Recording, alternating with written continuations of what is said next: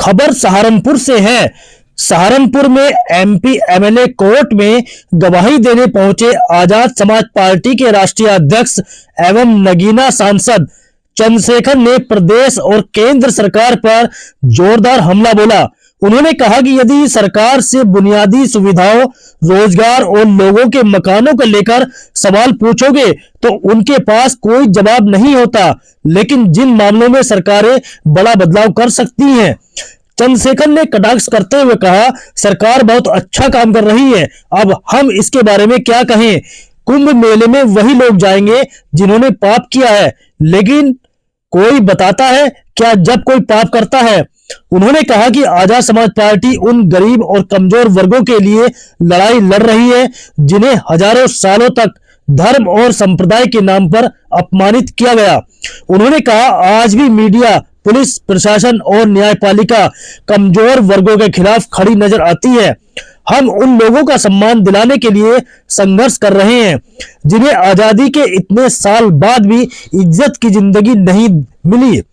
संभल हिंसा की फाइल दोबारा खोलने पर चंद्रशेखर ने कहा कि जिनका चुनावी एजेंडा ही हिंदू मुस्लिम विभाजन पर आधारित हो, उनसे किसी सुधार की उम्मीद करना बेकार है। उन्होंने कहा, यदि नौजवान रोजगार की मांग करेगा तो उसे लाठियां पड़ेंगी। सरकार भी लगातार जिस काम को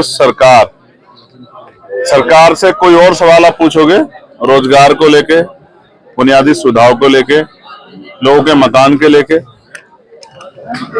रोटी कपड़ा के लेके सरकार पर जवाब नहीं। सरकार कहती है एक दिन में कुछ नहीं होता, लेकिन हमने देखा कि 6 महीने में रेत पे एक बहुत बड़ा शहर बनते हम लोगों ने देखा। जब सरकार करने पे आती सब कुछ हो जाता है।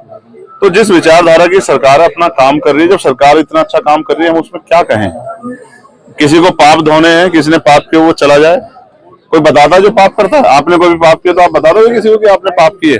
मेरा ये कहना है, हम इस देश में उन लोगों के लिए रोटी कपड़ा मकान बुनियादी सुविधा और सम्मान की लड़ाई लड़ रहे हैं जिनको हजारों साल तक जाति धर्म संप्रदाय के नाम पर अपमानित किया गया। और जहां एडमिनिस्ट्रेशन, कई बार मीडिया, पुलिस और जुडिशरी भी एक तरफा खड़ी दिखाई देती है, उन कमजोर वर्गों की लड़ाई हम लोग लड़ने का काम करें जिनको आजादी के इतने दिनों बाद भी इज्जत की जिंदगी नहीं मिली। संभल में हिंसा हुई थी 1978 में, उसकी फाइल दोबारा खोली जा रही है 47 साल के बाद। क्या कहेंगे इस पर? 7 दिन में रिपोर्ट मांगी है सरकार ने, लगातार मंदिर मठ खोजों का अभियान चलाया जा रहा है, क्या कहेंगे इस पर? अब मैं फिर यही कहूंगा कि जिनका एजेंडा ही बांट कर हो या जिनका चुनावी एजेंडा ही जो है वो हिंदू मुसलमान के आधार पर, उनसे क्या उम्मीद कर सकते हो।